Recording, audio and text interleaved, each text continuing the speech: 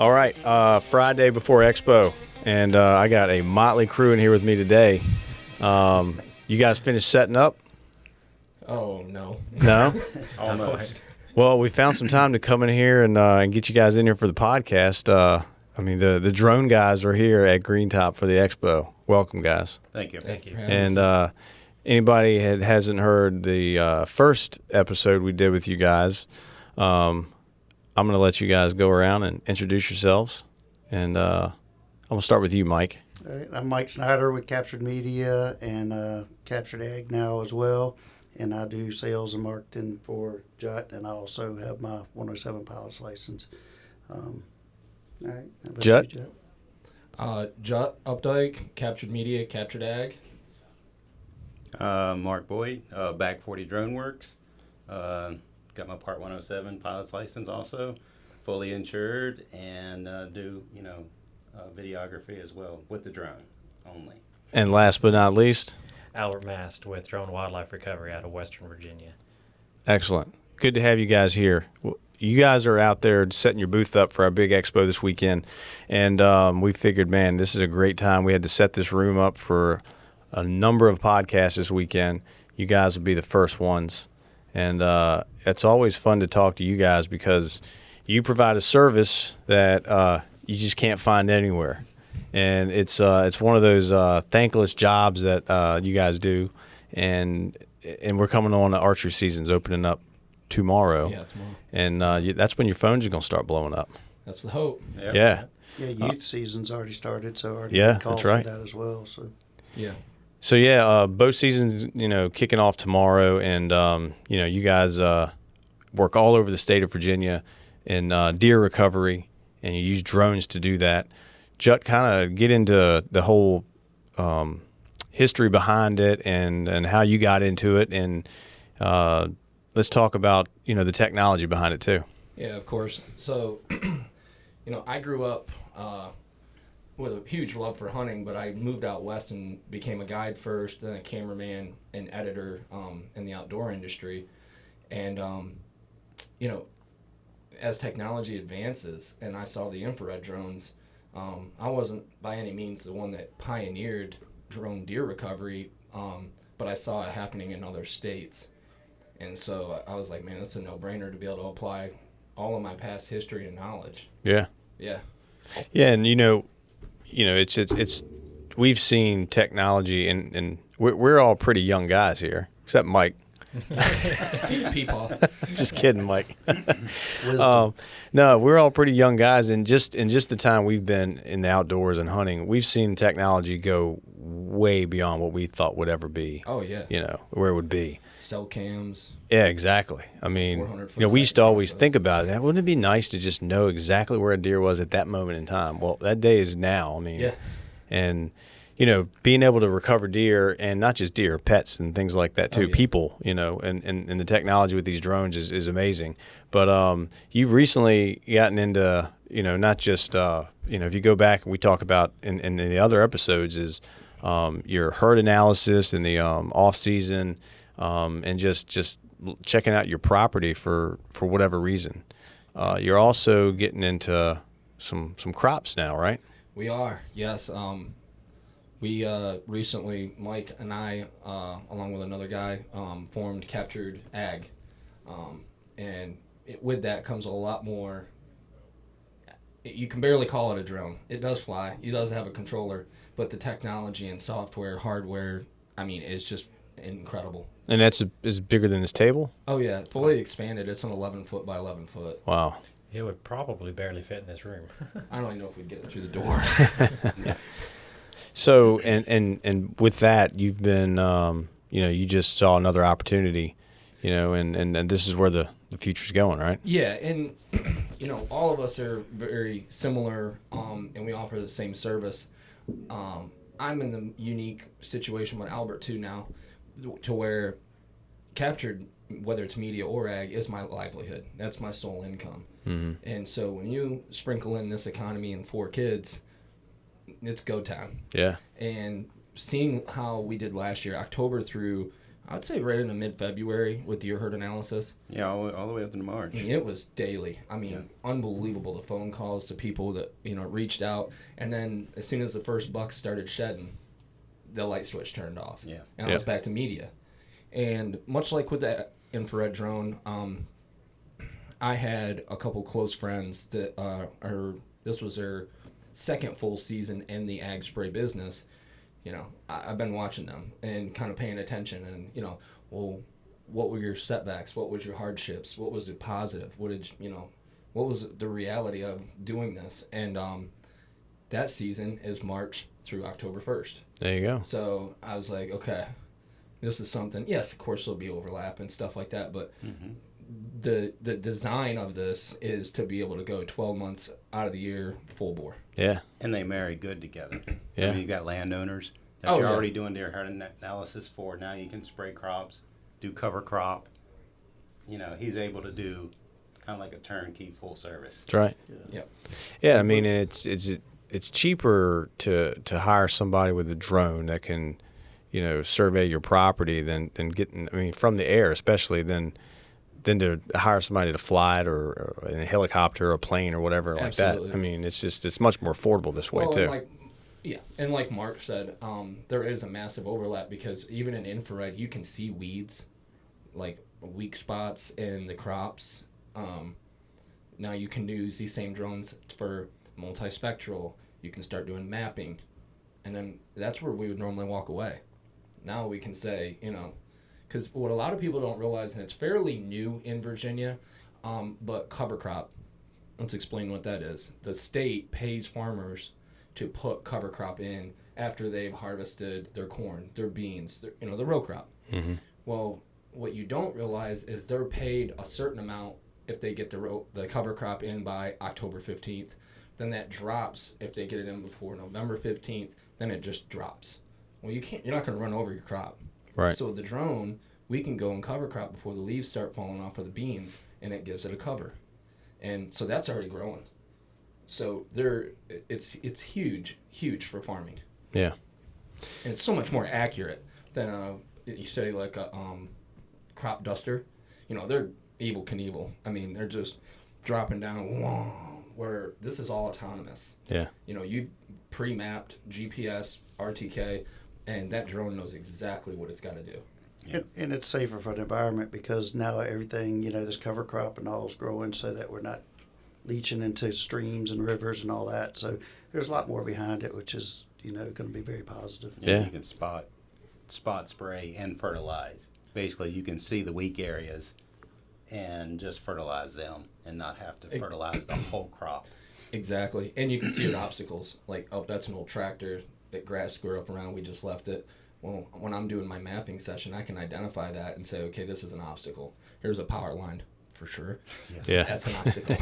Very dangerous. Yeah. And less product will be used because we get closer to the, to the ground and not wasting as much in between. Yeah. Much like deer herd analysis, much like deer recovery, you can't get better data than you can get off of these. Yep. I mean, the drone knows when to return home. Hey, I need more liquid. I need more cover crop. I need a new battery. Well, it might come back 700-800 yards to come, but when you put that new battery in and you swipe resume, that drone knows exactly where to go, exactly where it left off.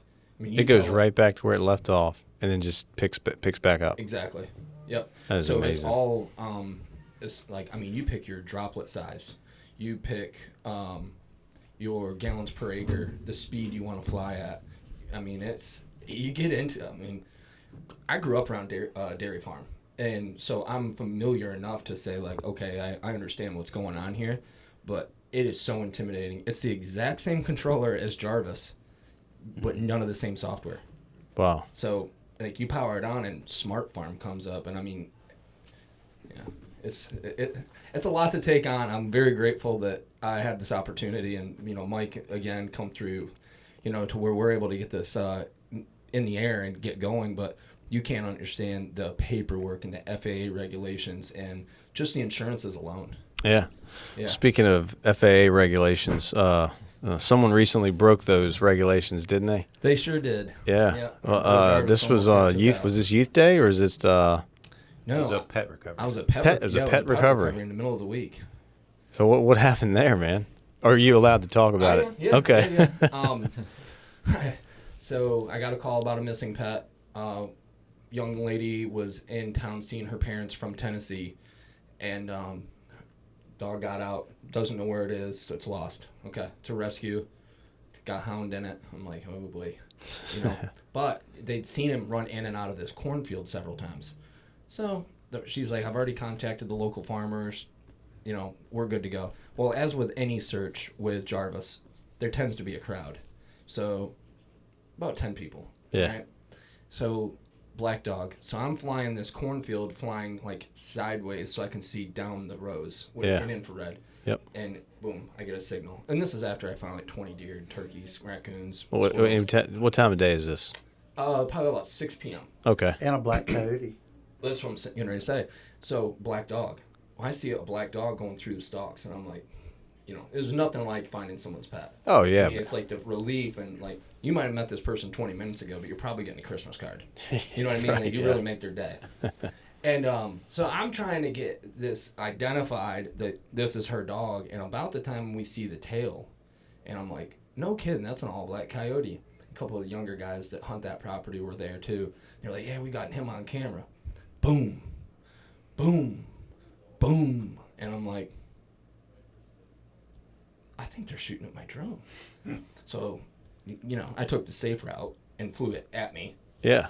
So I'm redirecting fire to myself and everyone else. And I'm like, no kidding, they are shooting at the drone. So was somebody hunting? No, what had happened was this farmer owns all this land, and there was like a right of way and a small, like 2.5 acre residence off of the cornfield. I didn't even see the house. I couldn't even tell you what color the siding is. But he just decided, and believe it or not, an attorney Oh, wow. decided Good he luck was with gonna that. open fire and start shooting at Start shooting at your drone. 223, just lobbing And- bullets through the air. That's not smart. No. Well, luckily nobody was hurt. That's just stupid right there, man. Yeah, it's careless. It's Well, did he hit the drone, or was he just a horrible shot? Oh no, I had Jarvis making some. It's like if the drone could talk, he'd be like, I can't do this. Like I was like swerving around, and I was like, if he hits it, it's meant to be. Not this close to deer season. Not that. Well, drone. that's good, man. Yeah, because that would have been bad. yeah. Yeah, and you know, just to clarify on this, a drone. It doesn't matter if it's a Mini 3. It doesn't matter if it's my T-50 Bumblebee.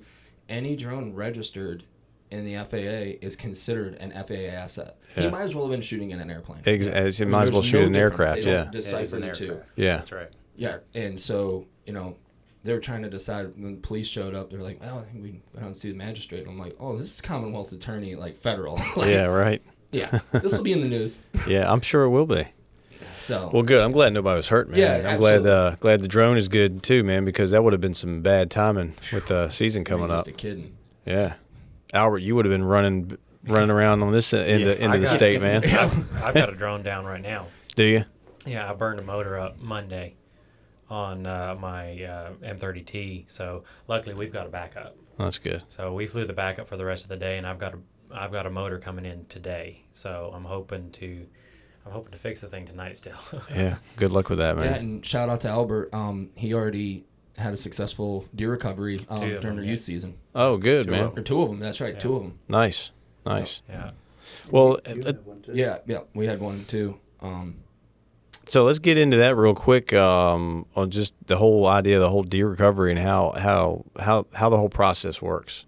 Who wants to go first? Well, I can Because go. all Yeah. you guys use the same process, right? You get Yeah, a it's phone all the call. same. Yeah, it's all the we have the same. exact same drone. It's kind of how we started working together. Yeah. You know, we found all got into this last year. Yep. So we all, we all found out we were flying the same equipment, so we felt comfortable with each other, and we helped each other out. You know, we basically tech support. If any of us had a problem, we just bounce it off each other. And Jut's over here on the east side, east of Richmond, and he's down there, down in Blacksburg, Christiansburg, yeah. area, and I'm out in Madison, North Central Virginia. But basically, the process is, somebody can't find a deer, they give one of us a call.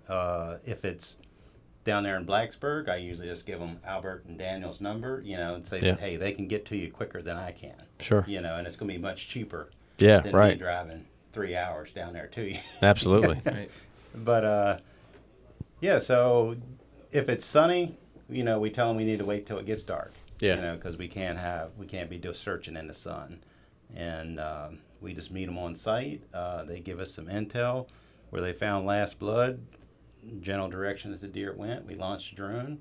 And first we just kind of go by instinct because we're all hunters.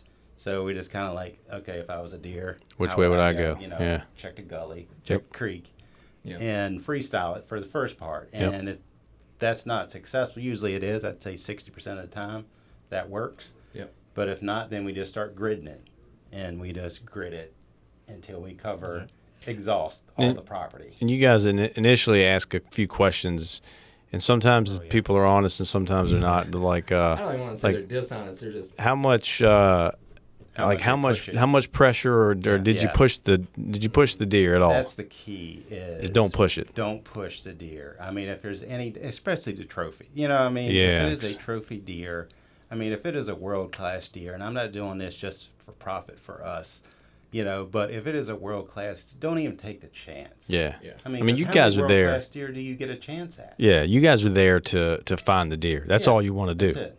And you're just trying to help everybody. And on So mine, some tips on them. 75% of all the deer I found were still alive. Yeah. 75%. and I was glad you brought that up because let's say you're a hunter. It's 5:15 p.m. Prime time, and you shoot this deer, and you hit it back. A lot of times we'll delay you till tomorrow morning Yeah, because that deer could have several beds. sure. So they kind of like to reiterate, and that was great rundown. A lot of my morning calls become evening searches. My evening calls become AM searches. Mm-hmm. And again, special attention to the sun. I have a surface thermometer gun. So a lot of times, like as the day's heating up, I'll walk outside and actually shoot leaves, shoot the bark on a tree, shoot, any porous items because they're holding sun. They're collecting the sun. And so you're talking about a search that could take us, like my deer the other night was 30 seconds. As I was climbing elevation, it was a 2 or 3 year cutover. Yeah. Those are my absolute favorite because those are, I like inside, in my head, I like race myself. So, you have to understand what you're looking for. But again, the information the hunter gives you is everything. Absolutely. Yeah. I think a lot of what we found last year was a lot of these hunters would tell you, well, I know where he's going. I know where he's headed. He's headed over in here. He's going back. That's where he's going. And they and the clients are paying. You can't just tell them, you need to let us do what we want to do. Right. So a lot of times what we started doing is we kind of, we'll start looking at that, and then we start really diving into where did this deer exactly, where did he come from when you shot him? I'd say about 90% of the deer we found circled right back around Where they and came were from? very close to the area they came from before he was shot. And to add to that, the amount of shot deer, how many bed within 125 yards of absolutely. where they were shot. Their first Absolutely. bed.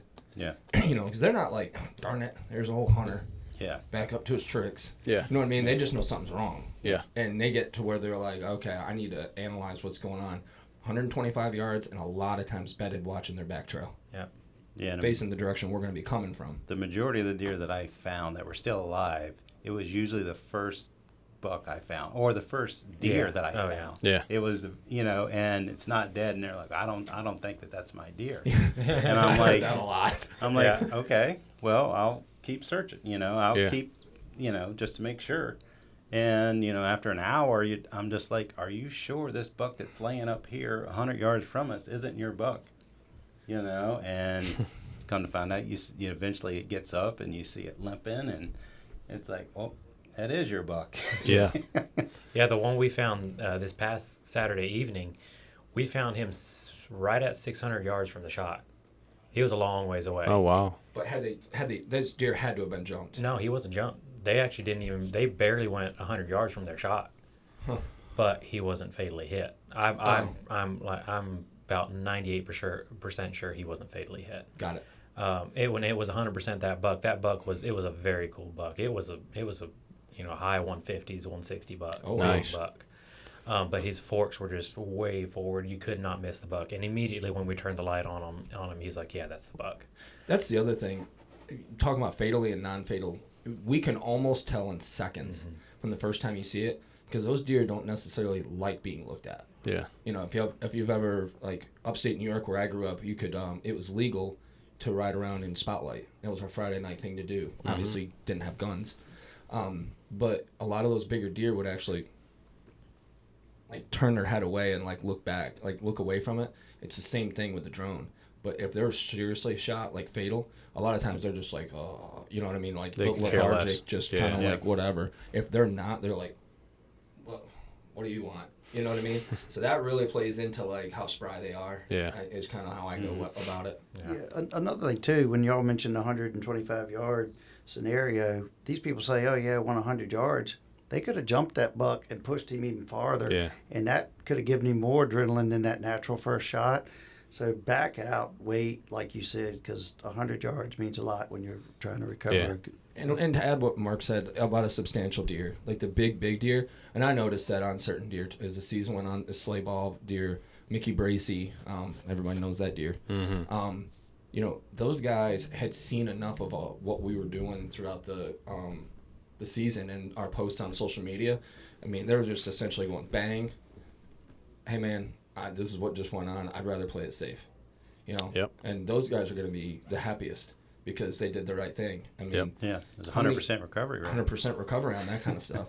So, you know, it's the deer that's been jumped twice. It's the deer that's had a dog on it. It's the deer that knows what's going on. Another personal story that I want to share that I thought was a really, really cool situation is it was late season. I was down in Surrey on a call, and they were dog hunting, and the deer came through the last shooter. He shoots a couple shots, goes down and finds blood, and this deer ran into a very large swamp that is notorious for that deer's gone. We're never gonna find that deer. Yeah. And so I'm going, and I'm finding ducks and beavers working, you know, the typical stuff. And then I could see the thermal coming up, and I was like, that's gonna be him right there. Hit the zoom button, and sure enough, he's laying there, alive, standing there in the water, probably past his knees, you know, so 2 foot of water. And they're like, now what? And, you know, there was enough people there that had know the drill. And they're like, well, if you want it, you're going to have to pay for it and come back again in the morning, which all of us work it out with the hunter one way or another. Sure. But then it came down to almost a competition of what grassy little patch was he going to crawl up on to bed down and expire. Right. And so I come back in the morning and I find that deer, and the guy, he was super grateful. Beautiful, beautiful deer. He said, man, I was thinking about it last night talking to my brother. In the 40 years that I've hunted, I can't tell you how many mountable bucks have run into this swamp to never be seen again. Right. Yeah. Mm-hmm. Yeah. And because, it was just hard. It was hard to track them. Well, it's I mean, impossible. Yeah, we've got one in our club. We called it Bucks Marsh, and man, if he went in there, you better get your chest waders on if you got to go, look for him. Yeah. You know, I mean, because these deer chances are you're not going to remain find them. Anywhere from 15 to 24 hours Yeah. after the shot. And up until septic shock sets in on a gut shot, he is perfectly alert and he doesn't want to move, but he will move in great distance. Yeah. Because once he gets moved first and second time, he knows he's being hunted at that point. When he's shot, he's not exactly sure what's going on, and he'll bed down relatively close. But when he knows he's being pursued, that next move is usually a big, long move. Mm-hmm. And that's all stuff we thought we knew as hunters. Yeah. But now this we're is just seeing so it. obvious. Yeah. Like, how many beds did Megan's deer have? And 5, I thought. 5 inside and 15 yards.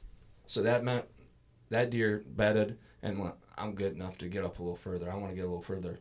No, I guess not. And we've all witnessed that with the drone, watching a deer trying to decide what he's going to do. Oh, it looks like he's going to stand up 2 steps. Right back down. As we started talking about how we're going to do this deer herd analysis, to me in the beginning, it was just going to be a head count. Like, oh, here's your bucks. Here's your does. At the end of the day, be like, you've got this many deer, this many. Here's your buck to doe ratio. Simple calculator. Then he shows me an example of what these drones are able to do. Didn't know.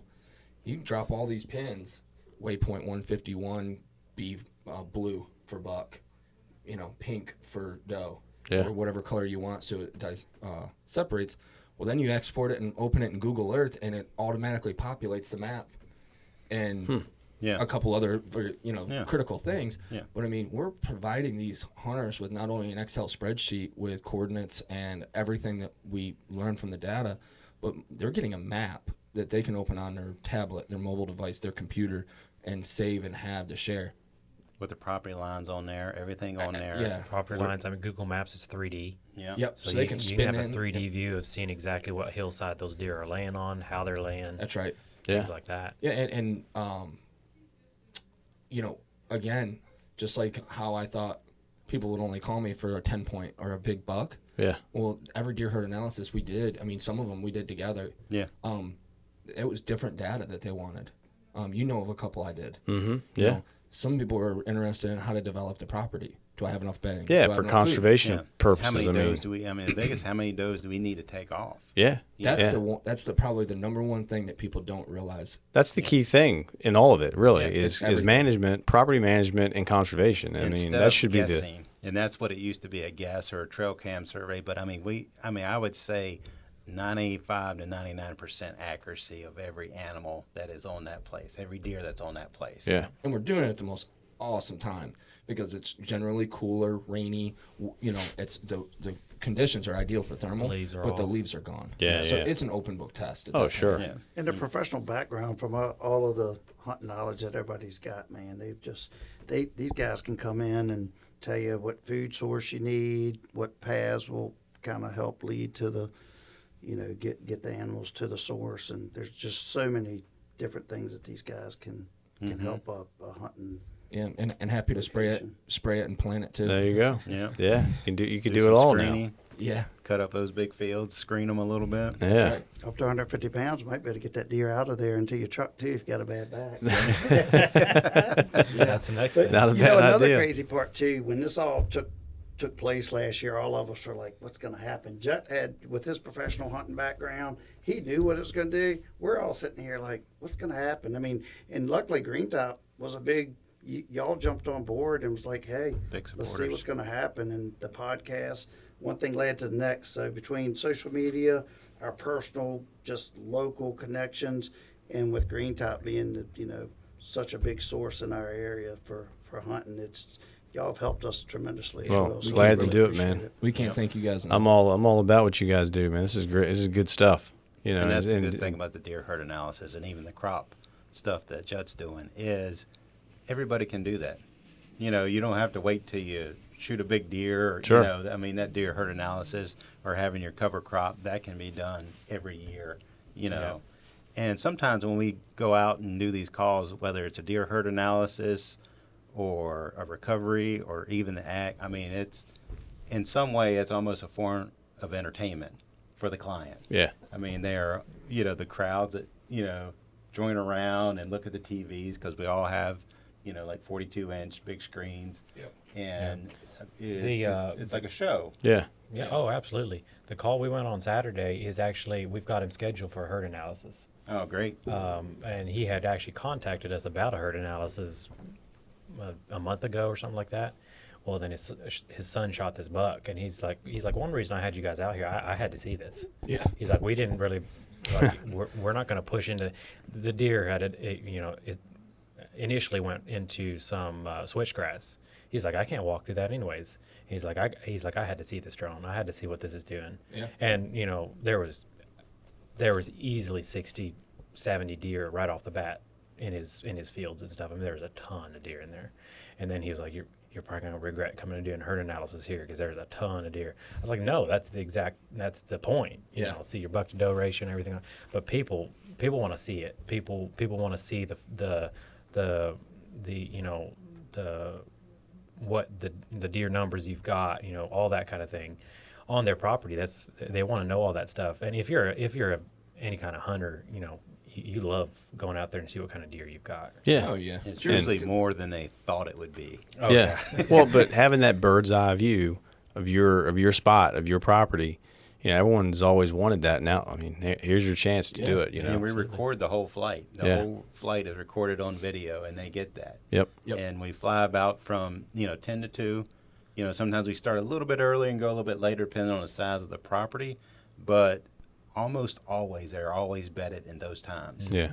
That way and you're getting accurate you don't, numbers. Yeah, you don't recount anything. You just fly the grid back and forth to cover every inch and export the KMZ of all the points that you've laid down and display it on the map and count them And up. these drones also will do an automated grid.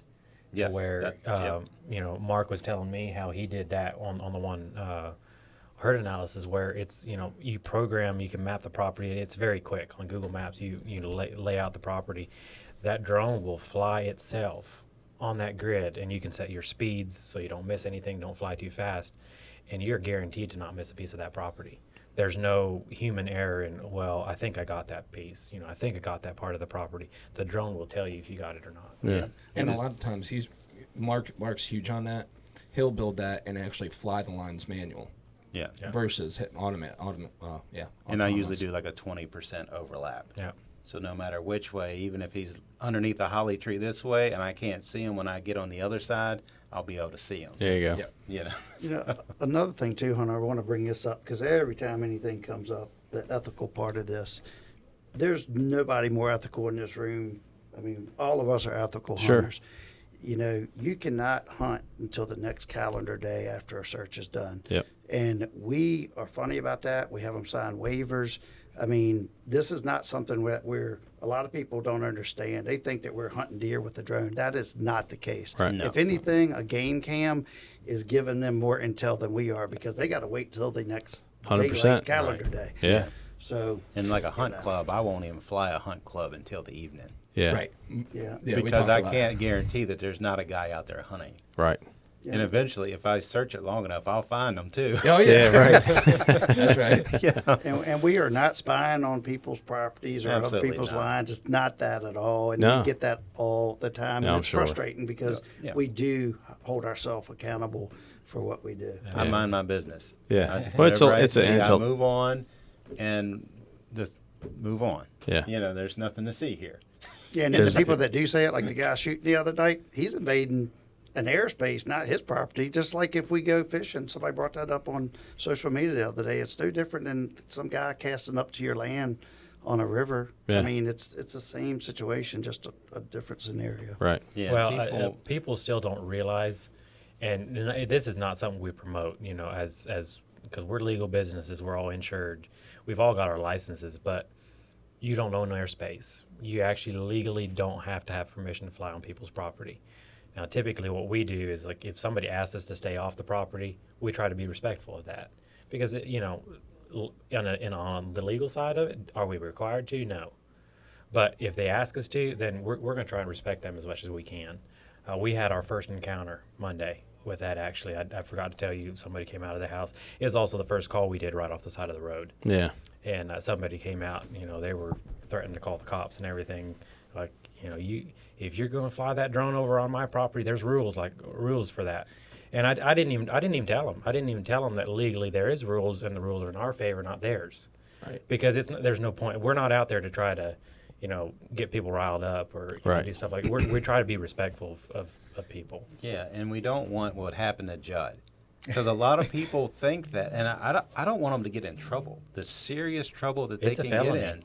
It's a felony, yeah. Yeah. Billy Bob sits there and thinks that he can just shoot that drone out the air. No, you go to prison for and that. It is an aircraft. The only thing he won't be charged with is the fatality of the pilot because there is no pilot on board. But you Right. got 20 But he still shot a aircraft as far as the FAA is and an concerned. expensive aircraft, which is going to throw him into another category. Yeah. Yeah. Yeah. But Because people, when you hear it a lot loosely. I'd shoot if it came near me.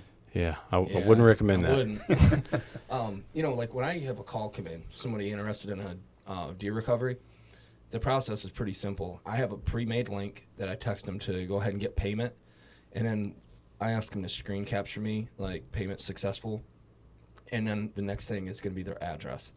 A lot of times, if they say a certain town or county that they're in, and I know it's a populated area, I'll take that address and put it in OnX. just so I can get an idea. Like, am I going to 25 acres or 2,500 acres? Right. And a lot of times I'll fire a text back and be like, hey, can you just let your neighbors know we're in the area? Yeah. You know, Absolutely. just give them a heads up that Yeah. we're looking for a shot. Because it here. is kind of, I mean, it could be kind of scary to some people that Yeah, they see or absolutely. hear Well, They this look up, thing. night. it's a big drone. too. Flying It's around not- at nighttime, The yeah. main drone we're flying, it's not a little drone. Right. You know, And it's you it's can't not hide as it. big as the big one, No. you know, a spray drone. But at the same time, for the average drone that people are seeing for like photography, things like that, these are a good bit bigger. Yeah. So when you look out of your living room window and you see something like that flying by, yeah, people are going to ask questions. Yeah, sure. And generally, we're never under 200 feet. Correct. Yeah. Yeah, we're usually around the 300 or 400 foot. We're as far away from them as we can possibly get. Right. Yeah. Yeah. You know, But at and- night with the light, gets a little, after about well, it's easy 250. to see. The lights are flashing. You got Yeah. the obstruction, lights, and Nav lights. So I mean, it's real easy to see. Yeah. You know, but Yeah. no, I'm very excited for a new season. Yeah, man. Season 2, right? Season 2. You know? Yeah. Albert had his drone last year. A bird attacked it. Yeah. We had a bat flying. Did you really? Yeah. Took the thing down, He was- blew it up.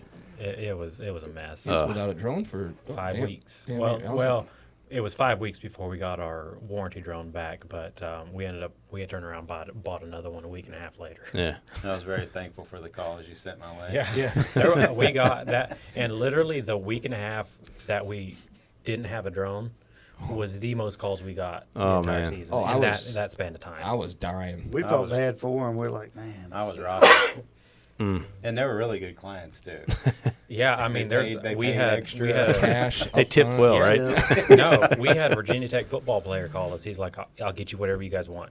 You guys want tickets, you guys want to go to a game, I'll get you, boxes, whole 9 yards. And I was like, You got to get Metallica tickets, man. Metallica's coming there in May. You got to get Yeah, Metallica sorry. tickets. Yeah, and again, first year. So what do you expect, right? Yeah. And in a world of social media and AI, I was very comfortable thinking that like word would get out, but I didn't know to what magnitude. Yeah. And there were some like just weird weeks like where it was only like 5 or 6 calls. Right. Yeah, But I December got weird. Yeah. Well, and that's what I'm getting ready to tell that story. I was like, is it going to be bow hunters calling the most? And to be honest with you, they called the least. And Yeah. I think they're probably the better sportsmen, not taking like ridiculous shots, like 600-yard rifle shots. Sure. They have to practice. Yeah. And muzzleloader was by far the busiest. Yeah. I mean, that was incredible. But I got in towards like the middle to end of December, and I'm like, okay, they're finishing up the year, they're shop or they're working. I got time.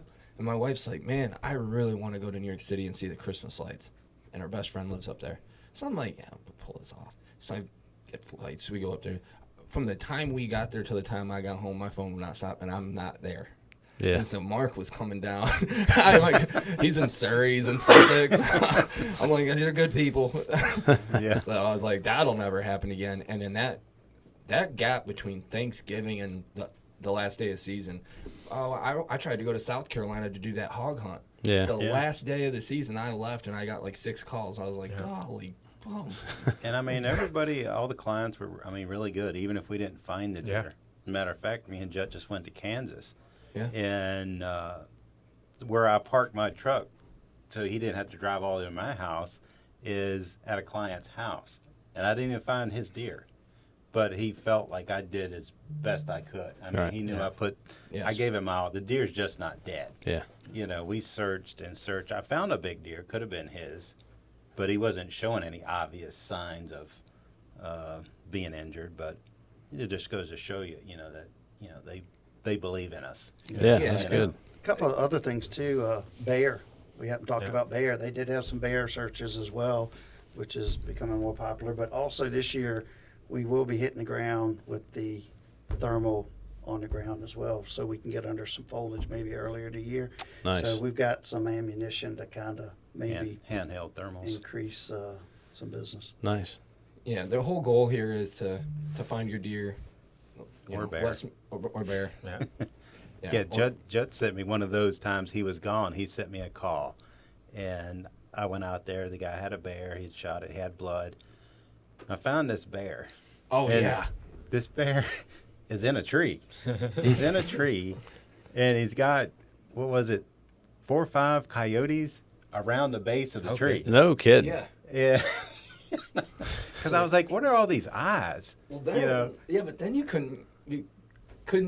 What was it? You couldn't tell if the bear had died up there. Yeah, I wasn't sure if he was laying across the limb or if he was just hanging on to the tree. He's probably playing dead, man. Yeah. He's just one of those kites. While I was away Yeah. playing. I was like, That was a good one. He was man. obviously dripping blood, Yeah. you know. yeah. The But- coyotes, man, they're down there licking their lips, man. But Oh, yeah. evidently he didn't find that bear. That bear eventually, Really? I guess the coyotes left, and eventually he came down and, you know. Took I guess off. Huh. He just wasn't hurt enough. Yeah. But that was a strange one. That I is a was strange showing one. him the video. He was like, what the heck? We're also getting a lot of horse and people's cattle and bulls, prize bulls, getting out all kinds of crazy stuff. Oh, So yeah. it's Those are really nice. interesting. Cows, horses, those are the easiest. Yeah. See, you can Yeah. provide this I've service gotten to just about anybody, I've Jut. gotten calls, a couple of them late at night to back up law enforcement, Yeah, and those were interesting. I bet. But yeah, it's the only thing I personally don't search for is missing mother-in-laws. that's where I draw the line. And we will not put the bull back in the trailer. The last customer will once you find the bull, will you also Oh, yeah. Load get him him. back in the trailer? Yeah, We're not that good. I'm on yet. my way to this thermal, and it looks like a Volkswagen. This is clearly the cow. Yeah, And the guy's like, "Hey, what's your plan to get it back in the trailer?" And I was like, it's not part of your plan, right? "You got a gun?" I figured since Jut looked like a clown, he was just going to do the barrel thing at the rodeo, but that didn't We work. did that once. Yeah, Put his cowboy hat on and that's go. right. Yeah. Well, guys, thanks for doing the podcast today. I know you guys got to get your booth finish setting your booth up. It's gonna be a fun weekend. Weather's gonna be awesome. Yep. busy. It's great to have you guys here, and good luck to season 2, man. I think y'all are gonna have an even bigger season this year. Yeah. Thanks for having us. us. Man. Yeah, no For problem. everything you do. And good luck hunting this year if you ever get a chance to go. Get a If we get a chance. We chance. get a chance. We already tried that. Yeah, That's right. Yeah, maybe December we might sneak out. There you go. All right, thanks, guys. All right, thank you.